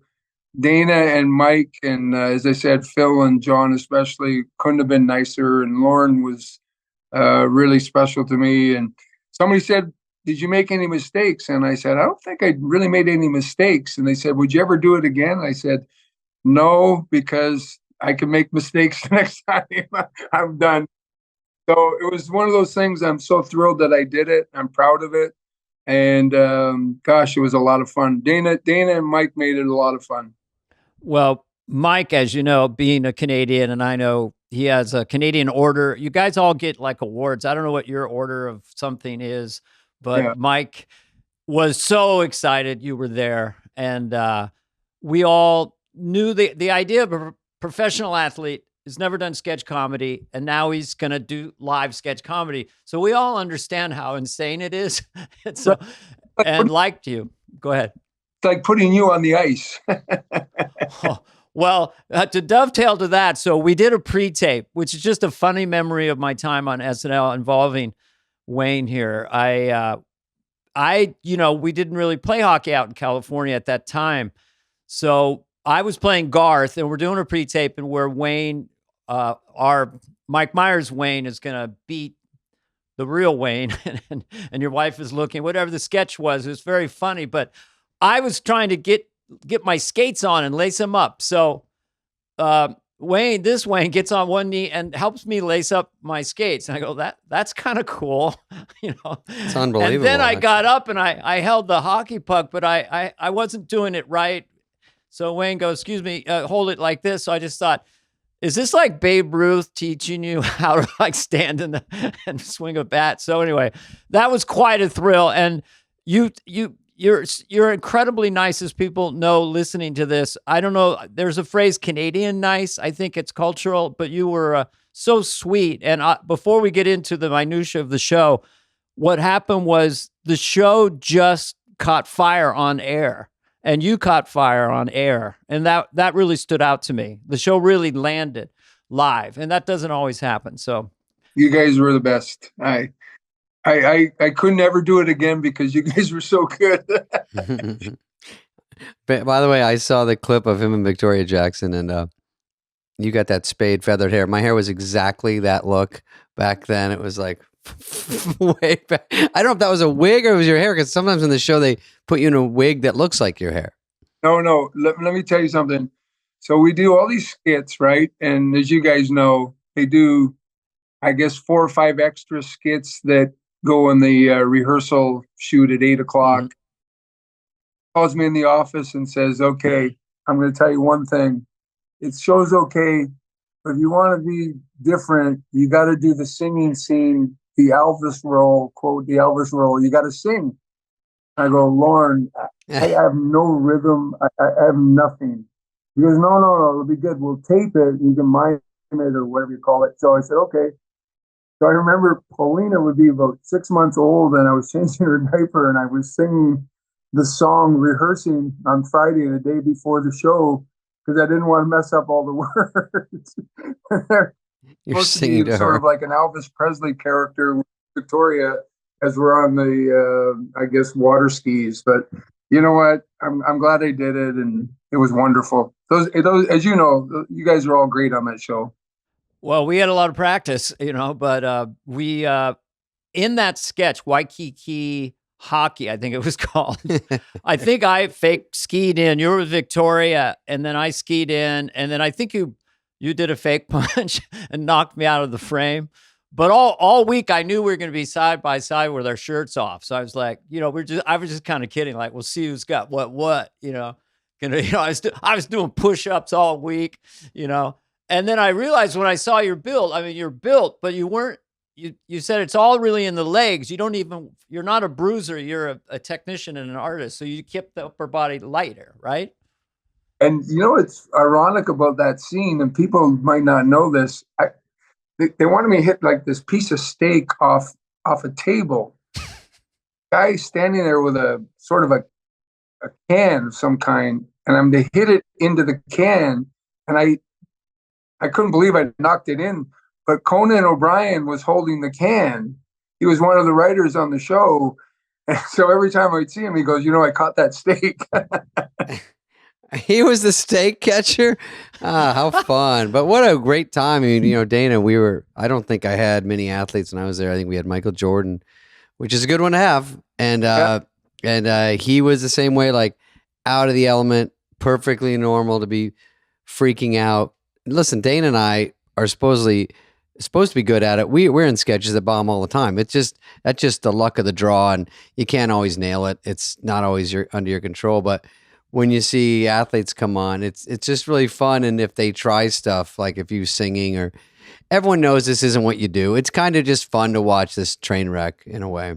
Well, Waikiki, Hawaii, like the show was going on live, and I'm not exactly sure where it was, but I remember like roars coming from over that side of the studio, and then looking at a monitor or something and seeing you become Elvis, and I thought there was a charisma to your commitment. And Elvis was shy, but then he also had this great confidence. And that's what I think creates charisma. So when you did that in that moment, I don't know if your wife said it to you, you were a rock star. Look at the tape. Yeah.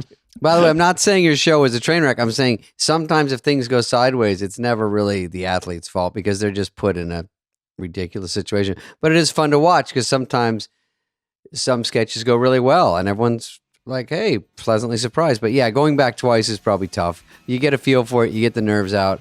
By the end of the show, you're like, I did it. It's a bucket list. Done. Can't deal with it. Thank you.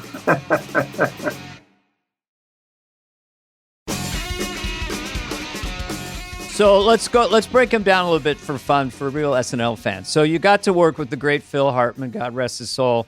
Great. One of the best people ever and greatest cast members. And he did a character called the Anal Retentive Man. And this one, he was a anal retentive fisherman, and you were fishing with him.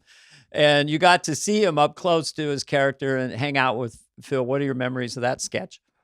So it was really, it was amazing because when I first met Phil, and you can ask anybody that I know or you know, one thing I know about is every celebrity that ever went to Hollywood, if they're Canadian or not.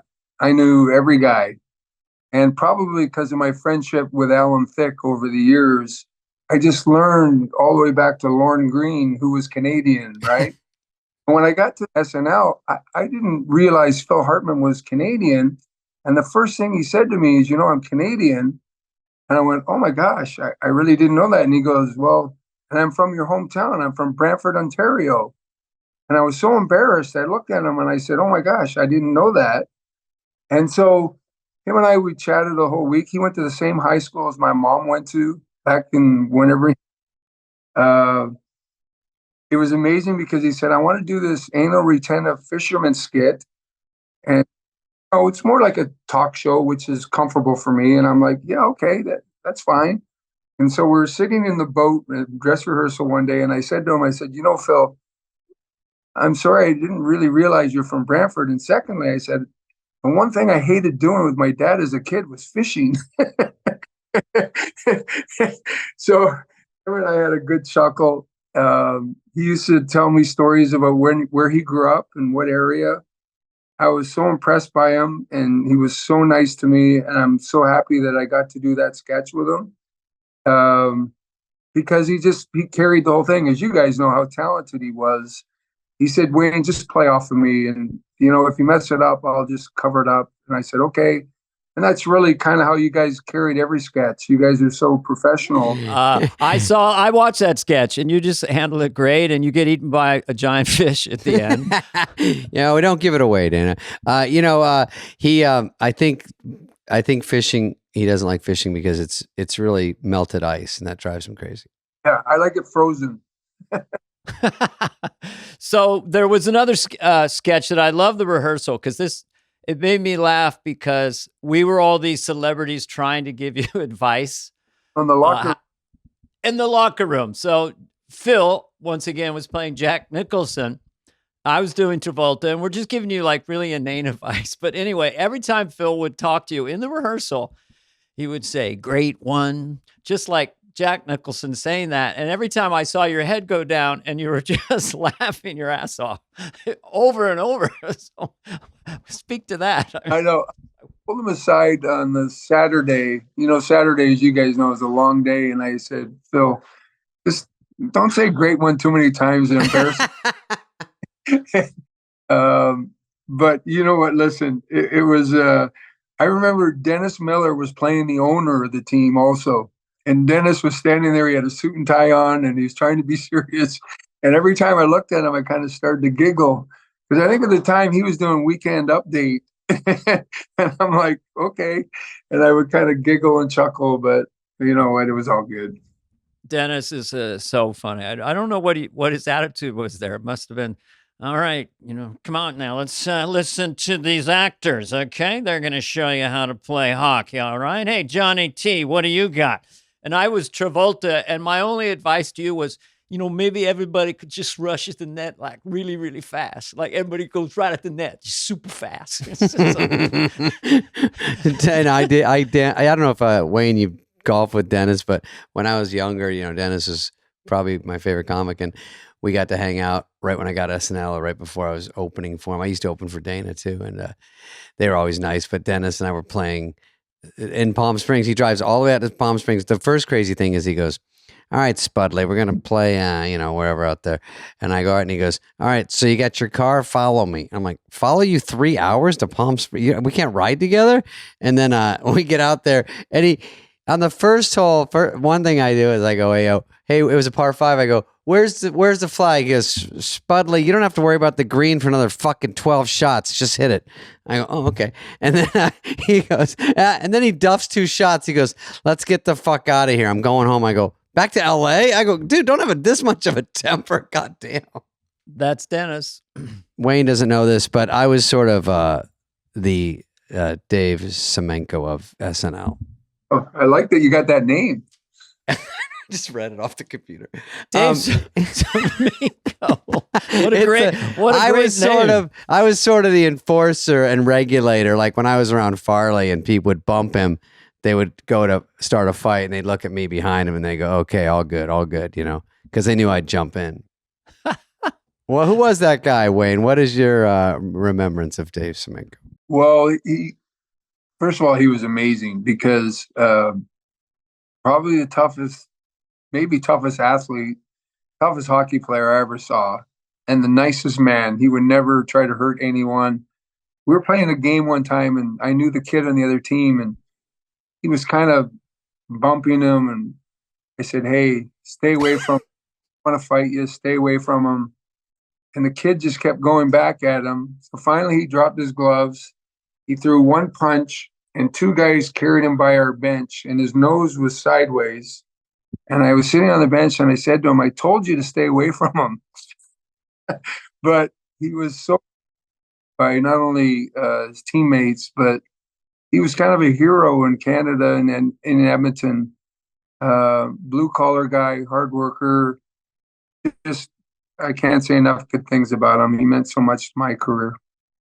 And I don't know, people aren't as familiar with hockey, is that you would have players or teammates that part of their job was to protect you, right? Or how come you didn't get hurt so much? Or because weren't they trying to hurt you or jam you up against the wall?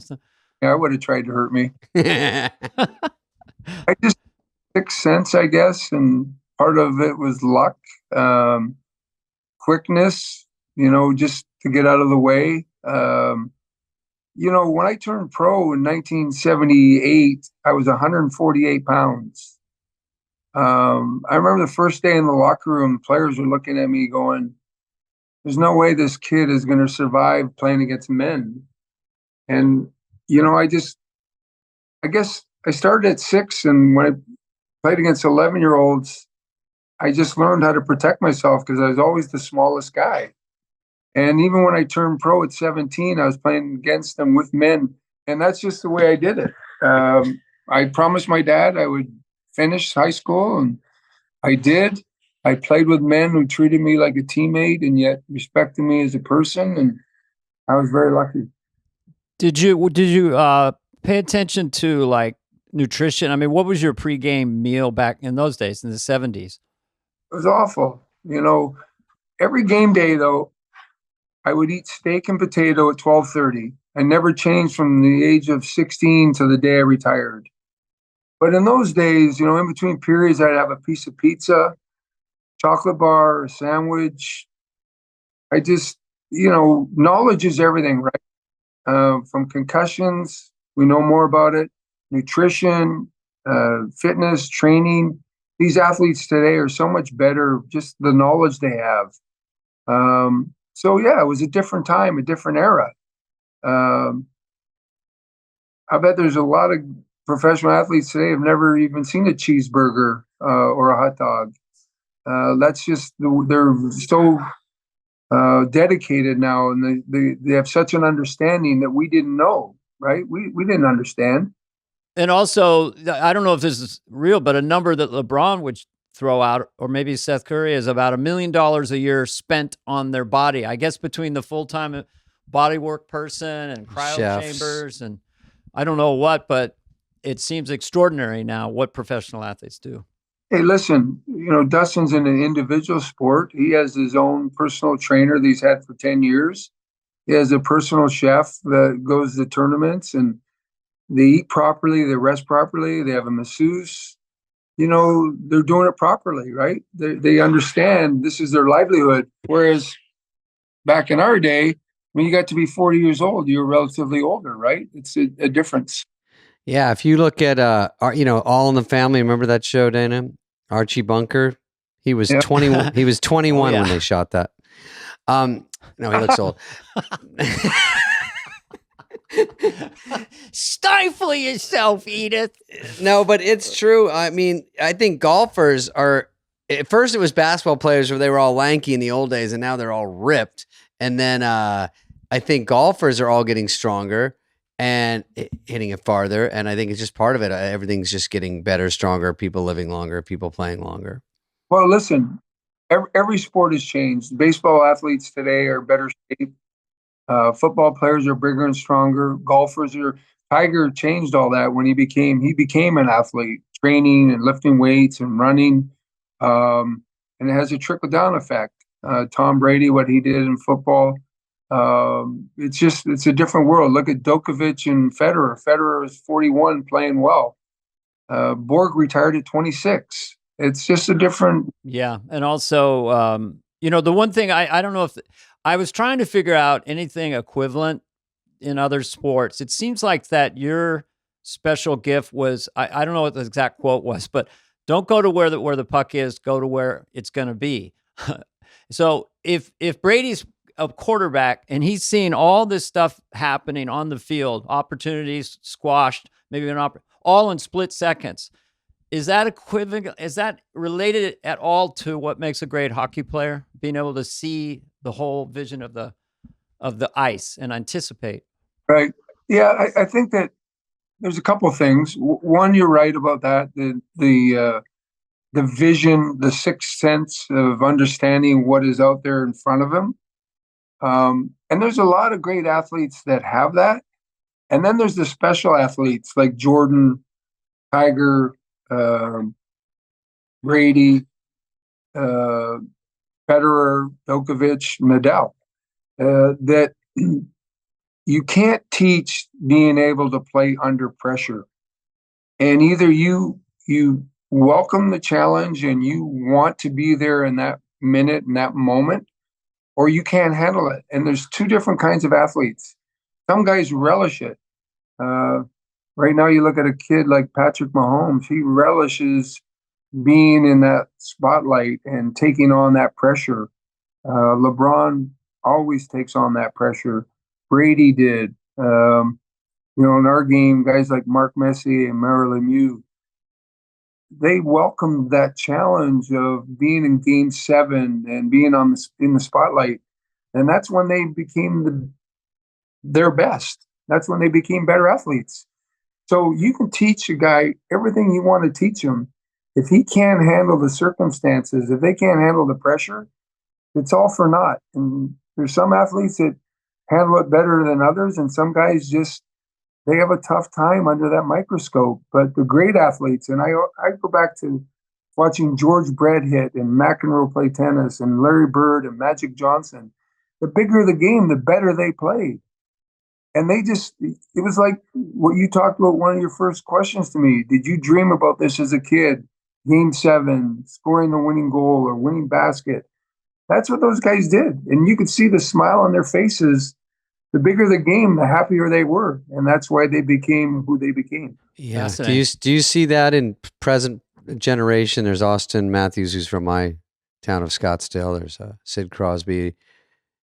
Do you know these guys? Do you see them? Do you talk to them? Yeah, I know them all pretty well. We're at a crossroads here. We're from the late '90s till about now. Crosby and Ovechkin carried the mantle, and they were amazing. Sid was going to go down as one of the great players of all time, and Alex is too. More importantly, what they've done for the game and for the cities that they live in, Washington and Pittsburgh, they're both champions. And we sort of pass the mantle now to guys like Matthews and McDavid and Nathan McKinnon, Joe McCarr. These kids are amazing. They're good kids. They work hard. They understand the position they're in, the spotlight they're in. The game is probably in a better position now than it's ever been. And they should feel proud about that because they work hard. And you know what? It's a tough grind, but they all live up to it. But what Crosby and Ovechkin did, they carried the mantle for a good 20 years, and they deserve a lot of credit.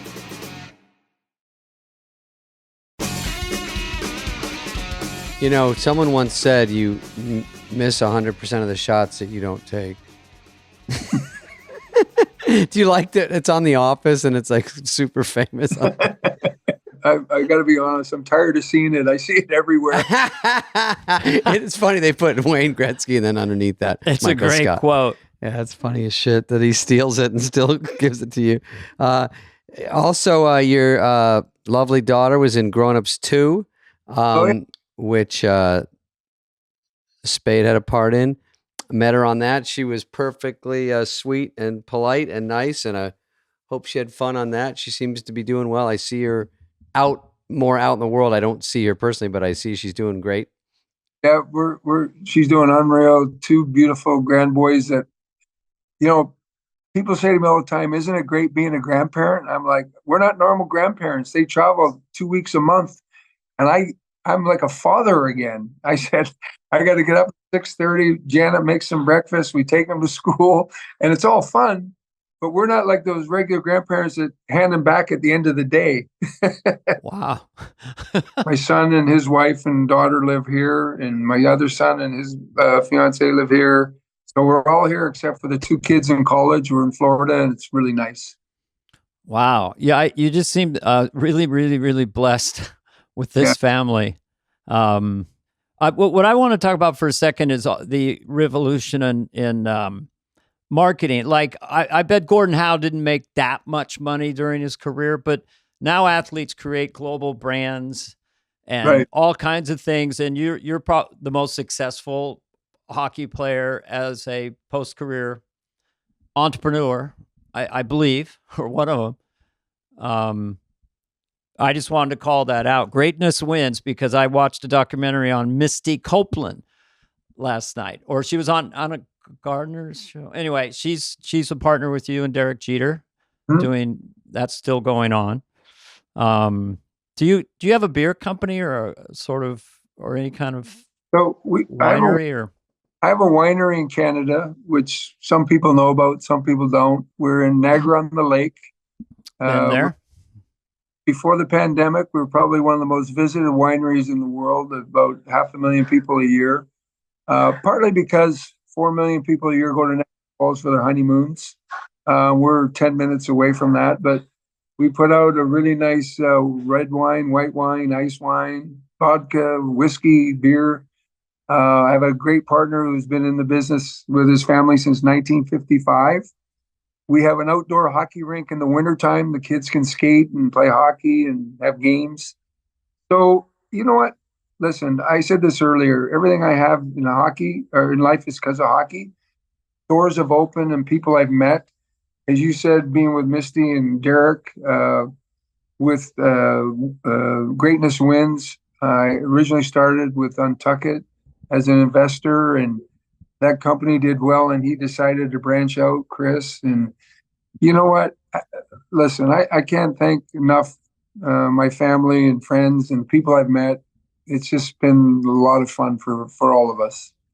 It seems like it maybe satisfies, I don't know about Michael Jordan or Magic Johnson, it satisfies a little bit of post-athletics competitiveness in a way. So you want to win at investing and have your product be the best product. So it feels like it's a natural fit just for something. It's exciting. It's exciting, and I love it, and I'm enjoying it. And actually, 2 weeks ago, Derek and I had dinner together, and Derek's a little bit more involved day to day than I am. But the truth be told, for me, the competitive spirit of winning hockey games is everything, and winning championships. To replace that, I don't think I'll ever have that same high. That's just me being honest. But I'm loving what I'm doing, being a grandparent. My family is everything, and I'm lucky that my kids are healthy, and my wife deserves a lot of credit. The greatest compliment you can get as a parent is when people say, you know what, your kids are so polite.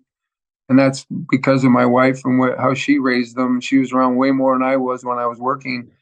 But I feel very fortunate. I've lived a wonderful life and met some wonderful people, been to some great cities.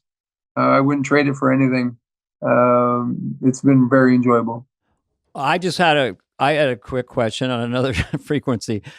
As hockey movies go, Yeah. Slapshot with Paul Newman, Mighty Ducks with Emilio Estevez, or Miracle on Ice with Kurt Russell. I don't know if you've seen them, but those are three. I've seen them all. Okay, let's rank them. You ever seen the Gabby Duguid movie?